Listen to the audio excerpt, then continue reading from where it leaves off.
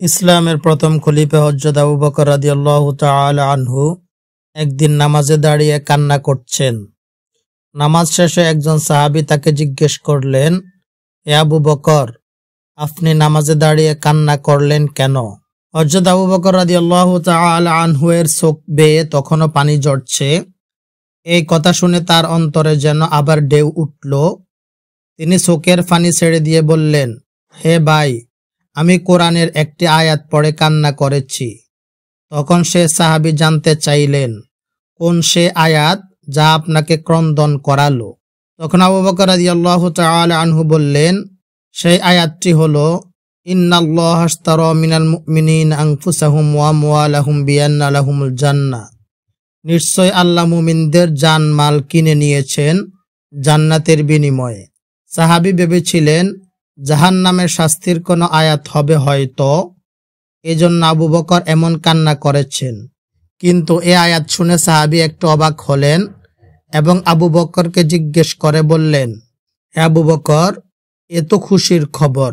আল্লাহ আমাদের জানমালের বিনিময়ে আমাদের জান্নাত দান করবেন। এখানে কান্নার কি আছে?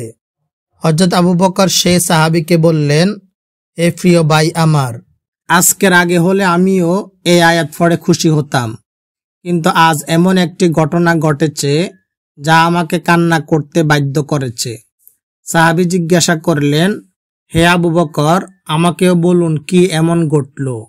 তখন হযরত আবু বকর বলতে শুরু করলেন, হে ভাই, আমার একটি কাপড়ের দোকান রয়েছে। প্রতিদিনের মতো আজও আমি আমার দোকানে গেলাম। সকালবেলা এক মহিলা আমার দোকানে আসলেন।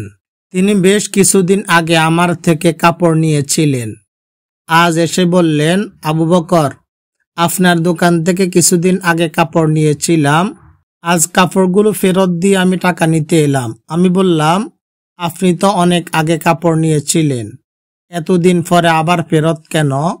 মহিলাটি বললেন, আবু বকর, আপনার কাপড় আমার পছন্দ হয়নি। আপনি আমার টাকা দিন এবং আপনার কাপড় ফেরত নিন।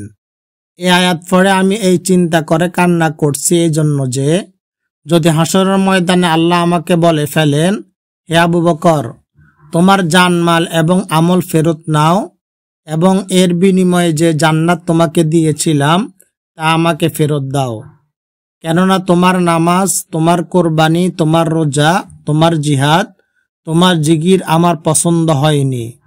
তখন আমি জবাবে কি বলবো? সেদিন তো আমার আর কিছুই করার থাকবে না, বড় ক্ষতি হয়ে যাবে আমার। এই চিন্তাই আমার কান্নার কারণ।